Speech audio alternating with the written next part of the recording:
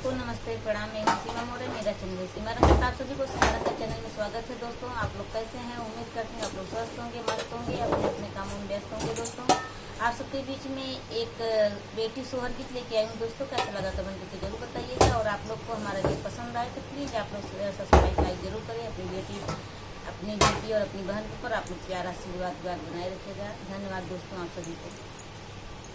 Hello दोस्तों, नमस्ते प्रणाम। मैं हूँ किरण प्रजापति।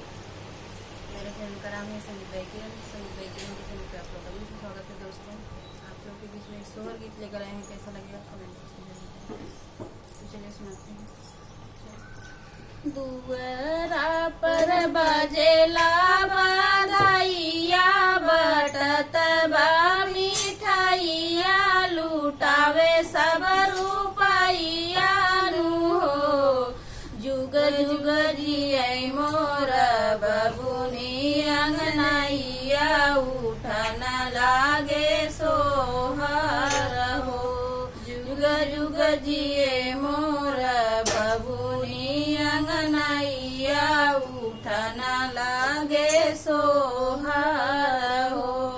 लक्ष्मी के भैले आगमनवा, त मनसा पूरा भैले हो।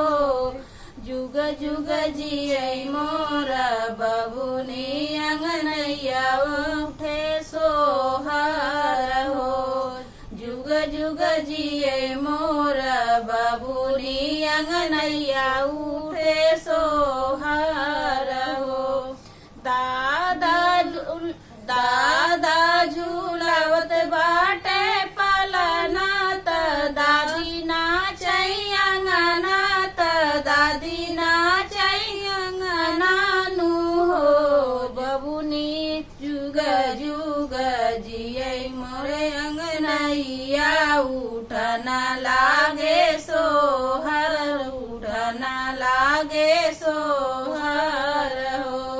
झूमत हउए गौआ नगरिया, त फूल फूलवरिया, त बरसे बदरिया नु हो। बबुनी जुग जुग जियै मोरे अंगनवा, उठन लागे सोहर, उठन लागे सोहर हो। बबुनी जुग जुग जियै मोरे अंगनैया, उठन लागे सोहर, उठन लागे सोहर हो। दुआर पर बजेला बधाइया, बटत बा मिठाइया, लुटावे सब रुपैया नु हो। जुग जुग जियै मोर बबुनी अंगनैया, उठे सोहर हो। नमस्ते दोस्तों, जय श्री राम। दोस्तों मिलते हैं अगले वीडियो में, तब तक आप सभी से जय श्री राम।